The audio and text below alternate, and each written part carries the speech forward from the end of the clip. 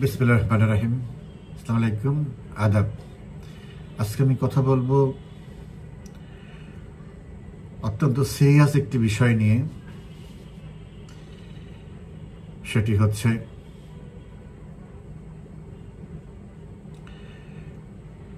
ভারত বাংলাদেশ পরিস্থিতি খুব দ্রুত একটি বিপজ্জনক পর্যায়ে পৌঁছে যাচ্ছে। তার আগে আমি অত্যন্ত দুঃখের সাথে জানাচ্ছি যে আমাদের ব্রিটেনের আওয়ামী লীগের সভাপতি, দীর্ঘদিনের সভাপতি সুলতান শরীফ সাহেব ইন্তেকাল করেছেন। ইন্না লিল্লাহি ওয়া ইন্না ইলাইহি রাজিউন। বাংলাদেশের এই পরিস্থিতি, আওয়ামী লীগের এই সময়ে শরীফ সাহেবের মতো একজন সৎ, নিবেদিত, সাহসী নেতার খুব প্রয়োজন ছিল। খুব অসময়ে একজন বাংলাদেশের প্রকৃত বন্ধু, বঙ্গবন্ধুর আদর্শের সৈনিক মাননীয় প্রধানমন্ত্রী শেখ হাসিনার অত্যন্ত বিশ্বস্ত একজন নেতার এই প্রয়াণে আমি তার বিদেহী আত্মার মাগফিরাত কামনা করছি এবং তার শোকসন্তপ্ত পরিবারের প্রতি গভীর সমবেদনা জানাচ্ছি। আরেকটি ঘটনা তো গতকালকে আপনারা শুনেছেনই, আমিও বলেছি। প্রখ্যাত সাংবাদিক, লেখক বিভ্রঞ্জন সরকার এই সমাজের প্রতি, এই রাজনীতির প্রতি, এই ব্যবস্থার প্রতি প্রচন্ড ক্ষোভে এবং বিশেষ করে ডাস্টবিন শফিকের অত্যাচারে বাধ্য হয়েছে আত্মহত্যা করতে। তার যে শেষ চিঠি bdnews20.com ছাপা হয়েছে, তা পড়লে আপনারা দেখবেন তার অনেক হতাশা ছিল অনেক বিষয়ে, কিন্তু শেষে এসে তিনি যে নিজেকে অত্যন্ত অসহায় ভেবেছেন এবং নিজেকে অপমানিত, লাঞ্ছিত মনে করেছেন, তার কারণ হচ্ছে ডেভিল ইনুসের প্রেস উইং, আর ওই প্রেস উইং চালায় ডাস্টবিন শফিক। এই ডাস্টবিন শফিক আজকের পত্রিকায় হুমকি দিয়ে বিভ্রঞ্জন সরকারকে বেকায়দায় ফেলেছে। তার মালিক তার সাথে কথা বলতো না এবং তার চাকরি ছাড়ার অবস্থা, হয়তো ছেড়ে দিয়েছেন, কাউকে বলেননি।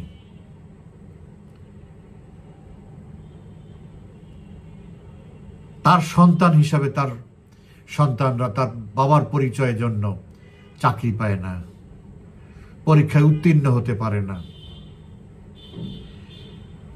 আমি মনে করি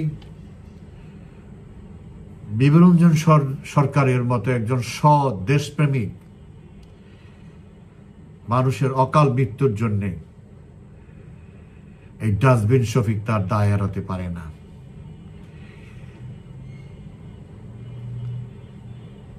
এবং সুনার ও লেটার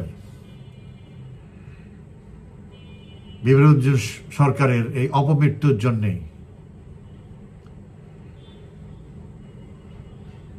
ডাস্টবিন শফিককে একদিন আদালতের আইনের কাঠগড়ায় দাঁড়াতেই হবে।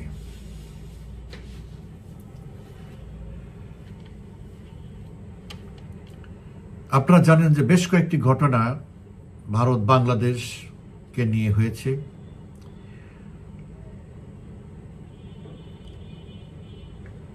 ভারতে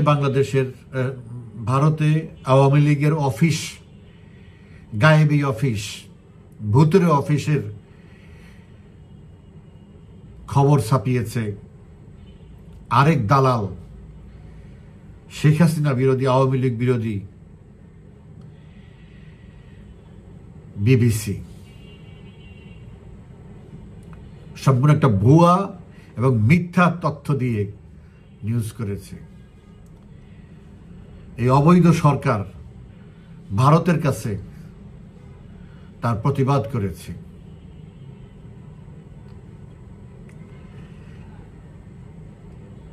যে কোনো সময়ের চেয়ে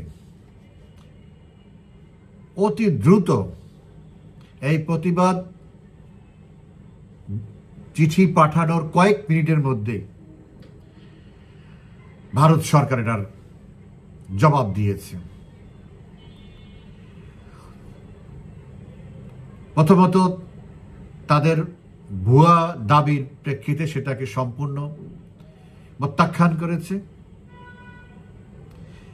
এখন বাংলাদেশের এই অবৈধ সরকারের দায়িত্ব ভারত সরকারকে জানানো কোথায় আওয়ামী লীগের অফিস আছে। বলা হচ্ছে কলকাতা এবং দিল্লি, কোথায় আওয়ামী লীগের অফিস আছে। পারবে না, এরকম কোনো ঘটনা নেই। একটা জায়গায় বসে গল্প গুজব কল আড্ডা মারলে সেটা অফিস হয় না। একটা অফিস করতে হলে সাইনবোর্ড লাগে, অফিসিয়াল অনুমোদন লাগে সাইনবোর্ড লাগাতে হলে। তার কিছুই হয় নাই। আর একটা হচ্ছে মাননীয় প্রধানমন্ত্রীর ব্যক্তিগত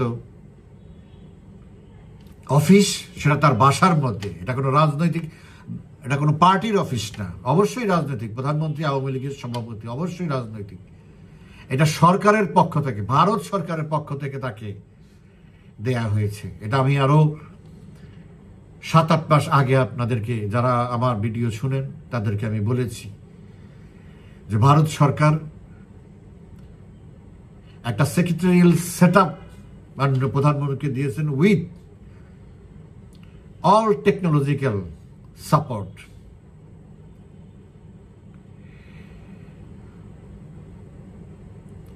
সো এটা প্রধানমন্ত্রী শেখ হাসিনার সেক্রেটারিয়েট, তার সেক্রেটারিয়াল জব করার জন্য সেটা দেবে, যেটা পার্টির অফিস না।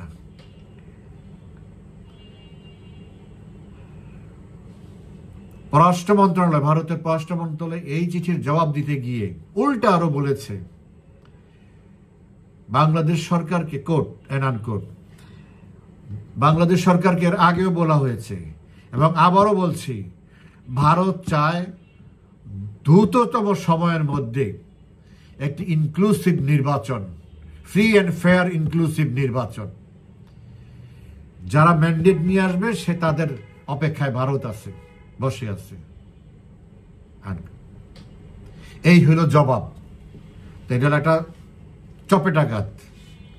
তোমাদেরকে যা বলছি তোমরা তা করো, বেশি বাড়াবাড়ি করতে যেও না। এটার অর্থ টোনটা এরকম। আপনারা শুনেছেন যে একটি ইসলামিক দল ভারতের, সেই দলের নেতা এবং এমপি আসাদুদ্দিন ওয়াইসি ভারত সরকারের কাছে দাবি করেছে, এই আসাদুদ্দিন ওয়াইসি হলো বাংলাদেশে যেমন বাংলাদেশ বিরোধী দল আছে জামাত ইসলামী, তেমনি ভারতেও ভারত বিরোধী এরকম দল আছে। এই ওয়েসিরা সেই জাতের লোক।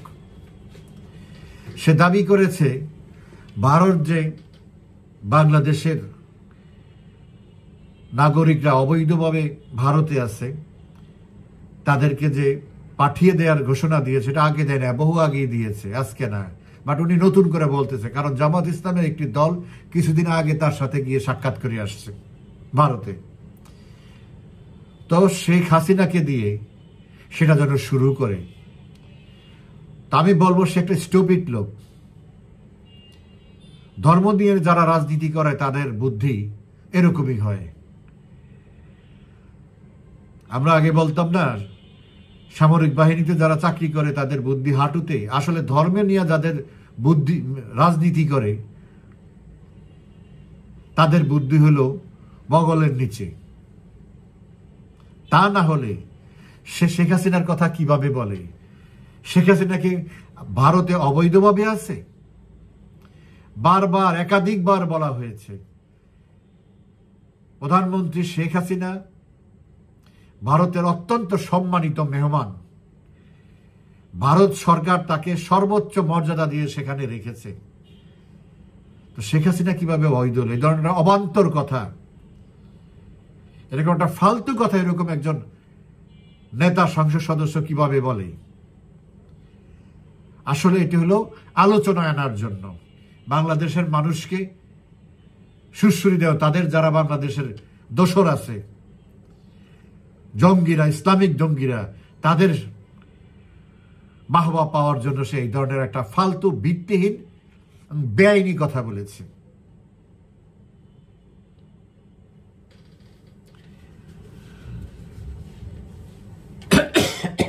সরি, আমি শুরুতেই বলেছি যে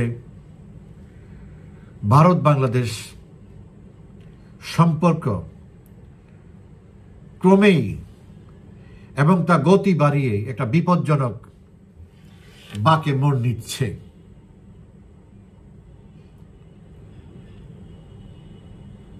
যে সমস্ত খবর বিভিন্নভাবে বের হচ্ছে, বাংলাদেশের মাটি, বাংলাদেশের প্রশাসনকে ভারতের বিরুদ্ধে ব্যবহার করা শুরু হয়েছে, তাতে করে ভারত সরকার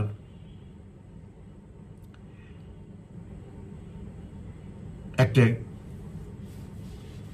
প্রতিরোধমূলক, প্রিভেন্টিভ একটা মেজার তারা নিতে পারে এবং সেই ধরনের প্রস্তুতি তারা নেওয়ার শেষ পর্যায়ে অথবা ইতিমধ্যে নিয়ে ফেলেছে।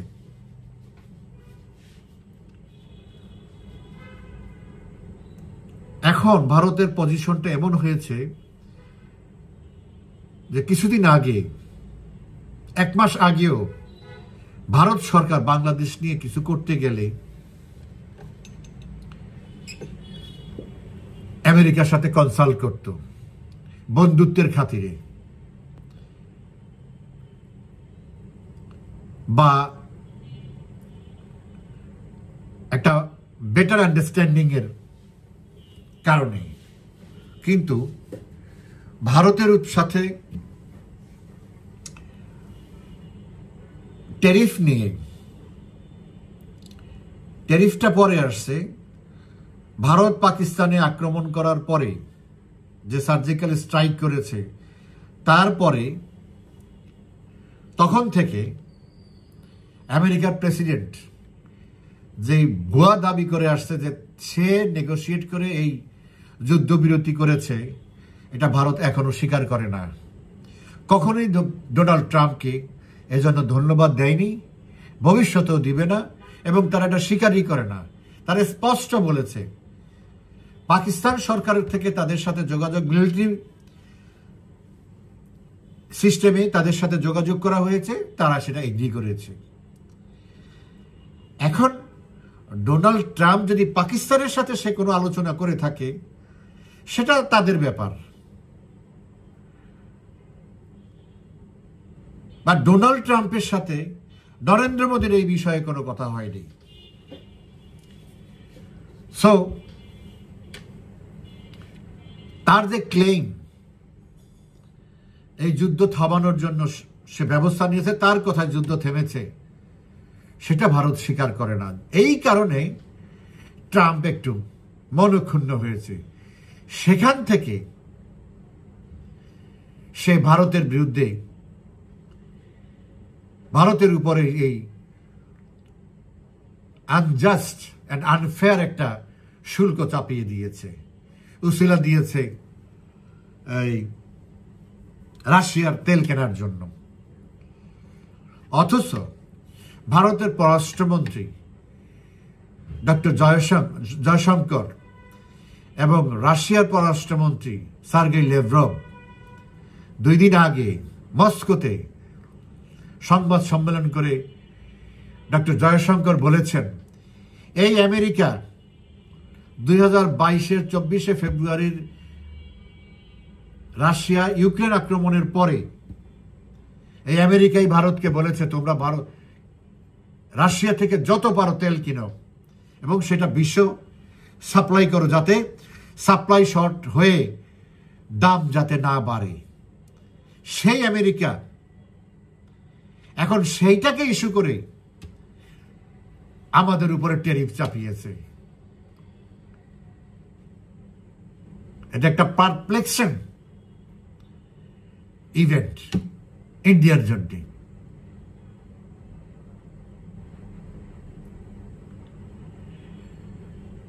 কিন্তু আরো কিছু বাজে কথাও বলেছে সাথে, যা ইন্ডিয়ার আত্মসম্মানে লেগেছে এবং খুবই স্বাভাবিকভাবে লেগেছে, এবং ভারত এটা খুব স্বাভাবিকভাবে নেয়নি। যার কি বলেছে, প্রথমে বলেছে ভারতের অর্থনীতি একটা মৃত অর্থনীতি, রাশিয়ার সাথে ওরাও ডুববে। তারপরে আবার বলেছে একটা সময় আসবে পাকিস্তান থেকে ভারতের তেল কিনতে হবে। কতটা অপমানজনক উক্তি একজন বিশ্বসেরা রাষ্ট্রের প্রেসিডেন্ট, যারা ভারতকে বন্ধু হিসাবে দাবি করে, সে করেছে। এরকম কয়েক ঘটনার প্রেক্ষিতে ভারতের সাথে আমেরিকার সম্পর্ক গত অন্তত 30 বছরের মধ্যে সর্বনিম্ন পর্যায়ে এসে নামিয়েছে, এবং ভারত নিজের থেকে কখনোই এটা সমাধান করতে যাবে না। আমেরিকার স্বার্থেই আমেরিকা ভারতের কাছে আসতে হবে। যদি তার কাছে ইন্দো প্যাসিফিক অত্যন্ত গুরুত্বপূর্ণ মনে হয় চীনকে ব্যালেন্স করার জন্য, তাহলে তাকে ভারতের কাছে আসতে হবে, অথবা তাদেরকে they must forget about politics of Indo Pacific. এখন ভারত এরপরেই চায়নার সামনে এগিয়েছে ভারতের সাথে তার সম্পর্ক আরো গভীর করার জন্য, এবং সে ইতিমধ্যে তার কিছু নিষেধাজ্ঞা ছিল ভারতের কিছু পণ্যের উপরে, চায়নার কিছু পণ্যের উপরে, খুব স্ট্র্যাটেজিক পণ্য, কিছু র মেটেরিয়াল যেটা ভারতের জন্য খুবই জরুরি, যেগুলি আগে এক্সপোর্ট বন্ধ করে দিয়েছিল, সেটা সে নিষেধাজ্ঞা তুলে নিয়েছে।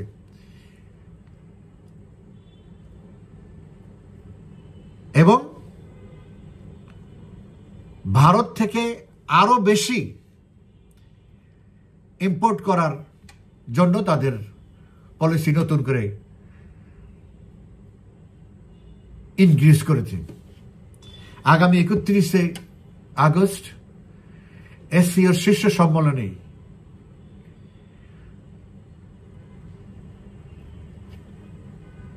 চীন, Bharat, Modi, Xi Jinping 1-to-1 এই প্রথম বৈঠকে বসছে গত 7 বছরে। তারপর আবার পুতিন, মোদি, শি জিনপিং বসছে। এই মিটিং এর পরেই অন্তত এশিয়া এবং সবচেয়ে ইম্পর্টেন্টলি দক্ষিণ এশিয়ার রাজনীতি একটা ইউটার্ন চলে আসবে, ডিফারেন্ট ফেজ চলে আসবে।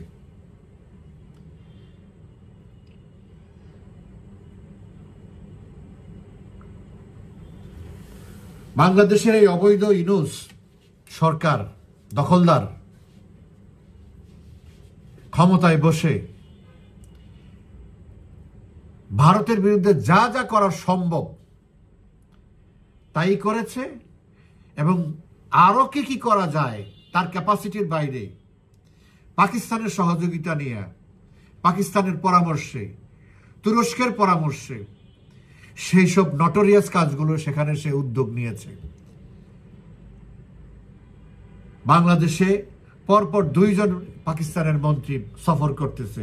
বাংলাদেশের এখন পাকিস্তানের 2 জন মন্ত্রী, একজন বাণিজ্য মন্ত্রী আর একজন পররাষ্ট্রমন্ত্রী প্লাস উপপ্রধানমন্ত্রী বাংলাদেশে এখন উপস্থিত। বাংলাদেশের সাথে পাকিস্তানের বাস্তব ভিত্তিতে ব্যবসা বাণিজ্য উন্নতির কোনো সম্ভাবনা নাই, কারণ বাংলাদেশ থেকে পাকিস্তান তেমন কিছু নেয় না। মাত্র 58 থেকে 60 মিলিয়ন ডলারের পণ্য বাংলাদেশ থেকে নেয়। বাংলাদেশ কিছু পণ্য পাকিস্তান থেকে আনে, প্রায় 700-750 মিলিয়ন ডলারের মতো, ওই পর্যন্ত, এর বেশি কিছু না। এটা আগের থেকেই আসতো, গত 15 বছরে এটা আসতো, নতুন করে কিছু করার নাই। কারণ তাদের এক্সপোর্ট প্রোডাক্ট আমাদের এক্সপোর্ট অলমোস্ট সেম, আর বাকি যেটা করে সেটা আমাদের তাদের থেকে ইন্ডিয়াতে প্রায় অর্ধেক দামে আমরা পাই। সো কোনো ফিউচার নাই বিজনেসে। তারপরেও তারা কেন দৌড়দৌড়ি করতেছে? এইটার নামে, এটাকে সাইনবোর্ড করে তাদের এখানে ষড়যন্ত্রের জাল বুনতেছে। ষড়যন্ত্র কোথায়? সব কিছু তাদের জ্ঞান পরিকল্পনা ভারতের বিরুদ্ধে, ভারতকে ডিস্টেবলাইজ করার জন্য। এটা ভারত জানে। আমরা যা জানি দেশে বসে তার চেয়ে অনেক বেশি ভারত জানে। এই কারণেই বললাম যে এইসব কারণে পরিস্থিতিটা জটিল। আর আমেরিকার ঘটনাটা এই কারণে আনলাম যে 1 মাস আগেও ভারত বাংলাদেশ নিয়ে বা অন্যান্য কোনো বিষয়, স্পেশালি বাংলাদেশ নিয়ে কোনো কিছু করতে গেলে ভারতের আমেরিকার সাথে একটা আন্ডারস্ট্যান্ডিং এর মধ্যে করতো, কিন্তু এখন সেটা বন্ধ হয়ে গেছে। এখন সে কাউকেই কোনো কিছু বলবে না। যতটুকু সম্ভব সে রাশিয়াকে বলবে, তারপরে যতটুকু সম্ভব সে চীনকে হয়তো বলতে পারে, না বললেও না। বাট রাশিয়ার সাথে ফুল কনসালটেশন তার আবারও সে 71-এর মতো বা ওই সময় 70-এর দশকের মতো, 80-র দশকের মতো আবার ফুল স্কেলে তাদের সেই কোঅপারেশনটা অ্যাক্টিভেট হয়েছে। তো এখন আমেরিকাকে যেই একটু জিজ্ঞাসা করার বিষয়টা ছিল সেটা এখন বাদ। এখন ভারত যা করবে এককভাবে, তার নিজের স্বার্থে সে নিজে এককভাবে সিদ্ধান্ত নেবে। এখন মাননীয় প্রধানমন্ত্রী অত্যন্ত বিচক্ষণতার সাথে এবং সুদূরপ্রসারী দূরদর্শিতার সাথে সরকারকে একটা সিগন্যাল দিয়ে দিয়েছে, এই অবৈধ সরকারকে, যে তোমাকে যেতে হবে। নিরপেক্ষ ব্যক্তি বের করে, যেটা বিএনপি আওয়ামী লীগ আলোচনার মাধ্যমে ঠিক করবে, এবং একটা তত্ত্বাবধায়ক সরকার করতে হবে, এবং সকলের অংশগ্রহণে, স্পেশালি আওয়ামী লীগ এবং বিএনপির অংশগ্রহণে একটা নির্বাচন হতে হবে। তারপরে সরকার এসে, যেই সরকার রাজনৈতিকভাবে মানুষের ভোটে নির্বাচিত হয়ে আসে, অবশ্যই সেই সরকার পুরোপুরি না হলেও কিছু না কিছু হলেও মানুষের কল্যাণে কাজ করে, দেশের ক্ষতি খুব একটা করে না, এটাই স্বাভাবিক। সো এটা হলো পাথ, শান্তিপূর্ণ সমস্যার সমাধানের পাথ যে বাতলে দিয়েছেন, নির্দেশ করেছেন যে এইটা হলো পথ। এখন যদি এখানে কোনো চালাকি করতে যায়, এখানে যদি কোনো চাতুর্যের তার আশ্রয় নেয়, এখানে যদি কোনো রকমের ঘাটতেরামি বা খামখেয়ালি কিছু করতে যায়, এটার চরম খেসারত দিতে হবে। আমি আগেই বলেছি, ভারত প্রস্তুত হয়েছে। আমি বলবো, আপনারা অনেক অপারেশনের নাম শুনছেন, আমি একটা অপারেশনের নাম দিচ্ছি আজকে। সেটা হচ্ছে, এটা একটা সর্টিং অপারেশন হবে। সর্টিং অপারেশন মানে হলো বেছে বেছে, একটা সার্জিক্যালও বলতে পারেন। আমি এটাকে আমার মতো করে বললাম এই কারণে যে আপনি সর্টিং অপারেশন হচ্ছে বেছে বেছে যেগুলো বাংলাদেশের শত্রু, যেগুলো ভারতের শত্রু, বেছে বেছে সেগুলির উপরে অপারেশন করা হবে, সেই প্রস্তুতি নেওয়া হয়েছে। এবং যদি আওয়ামী লীগকে বাদ দিয়ে কোন রকমের কোন নির্বাচন করার চেষ্টা করা হয়, আমি স্পষ্ট বলছি,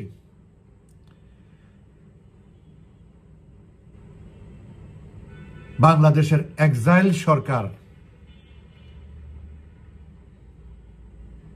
প্রতিষ্ঠিত হবে। প্রধানমন্ত্রী তার সাংবিধানিক ক্ষমতা বলে তার সরকারকে অ্যাক্টিভেট করবে।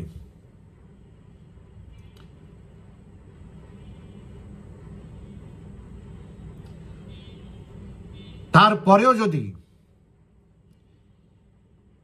রাজনৈতিক মূর্খদের চৈতন্য না ফিরে, তখন কিন্তু ভারত সরকার এই সরকারকে সরকারের মর্যাদা দিবে। মাননীয় প্রধানমন্ত্রীর সাথে প্রধানমন্ত্রী নরেন্দ্র মোদী, প্রধানমন্ত্রী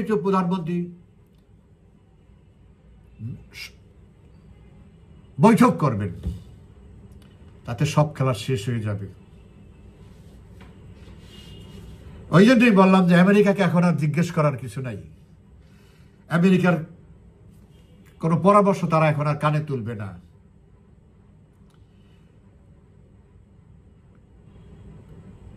আমি বলেছি, আর প্রধানমন্ত্রী কি বলেছি, যে আমেরিকার এই ভারত বিরোধী পদক্ষেপের কারণে ভারতের কিছুটা আর্থিক ক্ষতি হবে, ভারত সেটা কাটিয়ে উঠবে, কোনো সমস্যা নেই ভারতের। কয়েক মাসের মধ্যে তারা সেই ব্যবস্থা নিয়েছে, সেটা কাটিয়ে উঠবে। কিন্তু আমাদের জন্য বিরাট সম্ভাবনার দুয়ার খুলে গেছে, যে ভারত এখন ফ্রি হ্যান্ড হয়ে গেছে, অব্লিগেশন ফ্রি হয়ে গেছে, সিদ্ধান্ত নিতে পারবে এককভাবে, যেটা সুবিধা আমরাও ভোগ করব। ভারত তার নিরাপত্তা ব্যবস্থা নিলে সেখানে আওয়ামী লীগ বাংলাদেশ উপকৃত হবে। অনেক কিছু সামনে চলে আসছে। সুপ্রিম কোর্ট যদি কোনো দালালি মার্কা সিদ্ধান্ত দেয়, তাইলেও বিপদ। আর ইনুস যদি বিদায় না নিয়ে আওয়ামী লীগকে ছাড়া কোনো নির্বাচন করতে যায়, তাহলে কিন্তু মহা বিপদ তাদের জন্য।